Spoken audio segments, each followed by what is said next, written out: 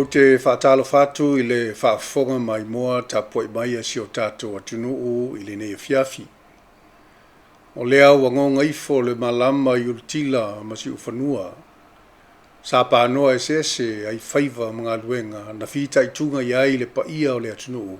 Ma wā le tai ma le tāpua inga mau. Tātou da lafoia i taula i Mālō. Ina o tau mai le lei la tātou wholanga i le whai unga o lenei vai aso. O paia sau ngata wha le Mālō, o paia wha le atunuu, ma paia wha le tala le lei, ua ta oto lava, a o se tau tonga i a sā, a wā o Samoa, o le atunu tofi, e le o se atunuu taliola. Ia ta oto pea ia i atululunga, ma le whaasaunga, o ao ma le atu folasa, pa ia sa o le atunuu. Le atuai, o lo walofa tu noa, o lo a pele ai le so i fua lau le leo si o mātou atunuu.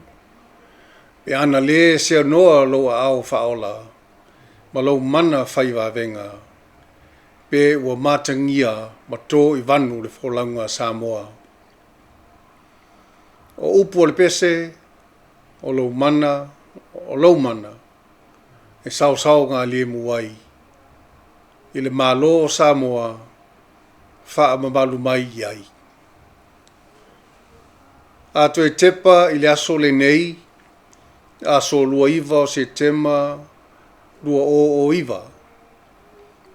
O se aso e wha ngalonga tā, ina ua po ia si o tātou atunuu i le Tsunami. Na afio'aga ma lalafanga i le tui saute o le atunuu. Wa atoa i le aso le se fulu wha tausanga, talu o na afia Samoa i le Tsunami, ma mau waiso i fua i se lau wha se fulu Māliliu i Samoa nei, ma le tolu fulu wha i Amerika Samoa.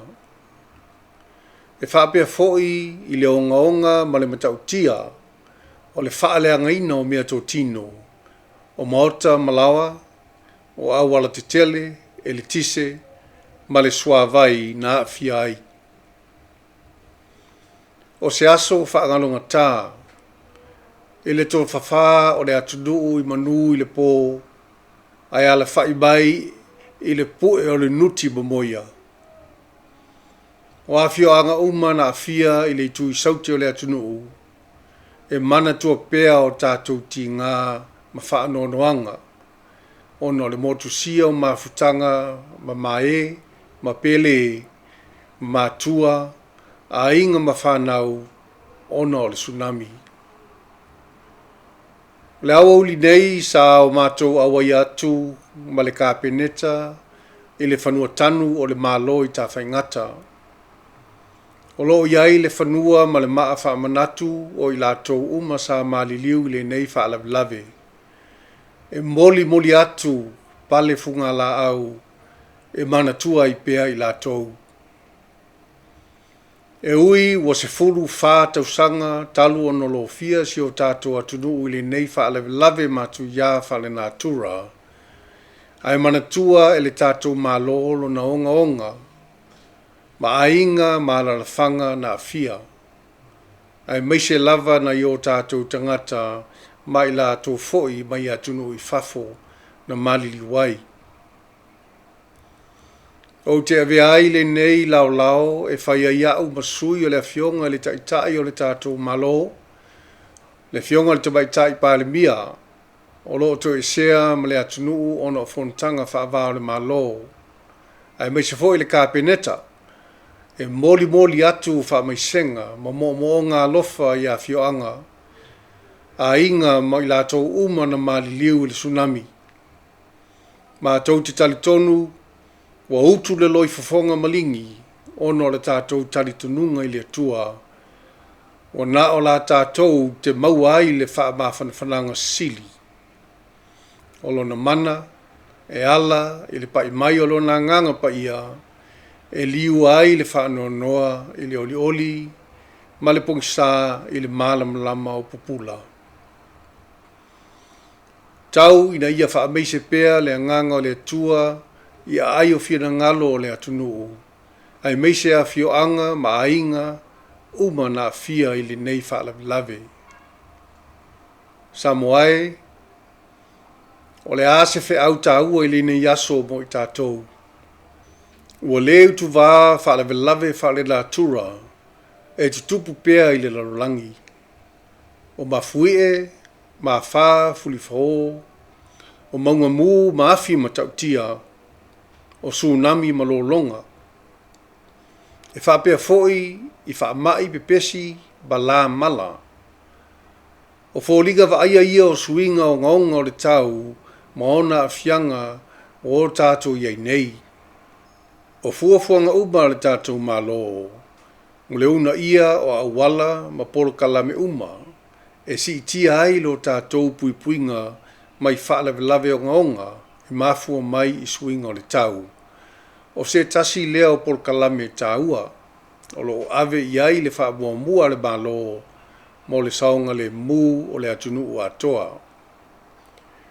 Na ia lalango whaatasi ma si itia le tūlanga tau le sila fia, ma le mati matina o to mai manga waa o itu tino le Mālō, ma whaala proputonga tu maoti o lo fito i tonu ma nei vaenga.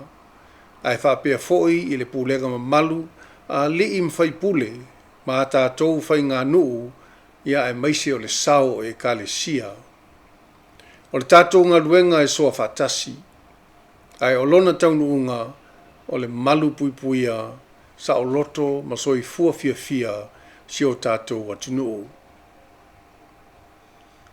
O loo whaawau pea le ngā luenga o le whaalelei ai a tātou whailoilo po early warning systems. Ina ia mauti noa e leto i ai ni a fianga o ngona whape nei e tūla i mai le lumanai. E tāpā i pea ma le whaaloalo le pūlenga mamalu, a li i mawhai pule o i tū Mālō mai kālesia, ai maise le sao o komiti a tina matamaitai, ina ia tātou ngā lulue whaatasi.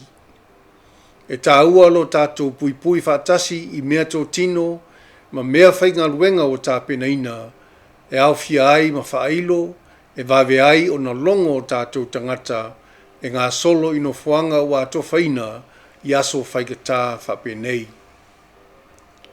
Samoa ia tū maupea le anga le leo le atua si o tātou atunu, ma ia tau mamao ni whaalavelave o ngaonga o fō mai, ma ia o tātou wholau whaatasi pea bolo tātou atua, o nā o ia tātou te maluai.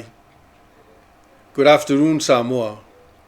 On this day, 14 years ago, two massive earthquakes reaching the magnitude of 8.1 near the Tongan Trench struck the center of Samoa's archipelago and generated unprecedented tsunami waves of more than 20 meters high. These tsunami waves furiously engulfed the shores of the southern part of the Samoan Islands, causing massive destruction to properties and infrastructure, and claimed 149 lives in Samoa, 34 in American Samoa, 9 deaths were recorded in Tonga.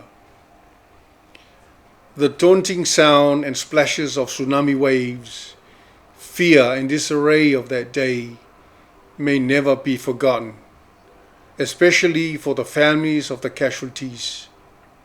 Amongst the casualties were parents, children, and visitors from overseas who were visiting our shores at the time.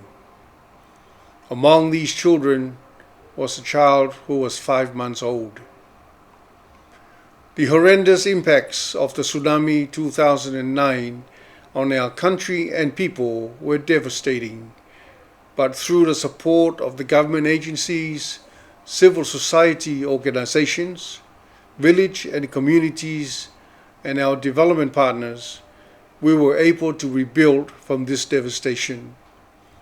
Above all, it was the grace of God that saved us and helped our country to rebuild. Today, at a wreath-laying ceremony at the Tuala Cemetery, where the Tsunami 2009 commemorative headstone was erected in 2010, we remembered and acknowledged the people of over 20 villages in Samoa and those from overseas who lost their lives in a tsunami. Today also serves to remind us that climate crisis is real and its effects are detrimental to the environment and our lives, especially for small island countries like Samoa. The current global trends in weather and climatic patterns attest to the urgent need for greater and stronger concerted efforts to respond to climate crisis and to strategize ways to strengthen countries' resilience and recovery abilities. This has been done through Samoa's regular engagement in national, regional, and international fora and through genuine partnerships. On behalf of the Honourable Prime Minister and Cabinet, I convey our prayers and well wishes to all the families and relatives of those who lost their lives in a 2009 tsunami. Soifua Maia Manuia.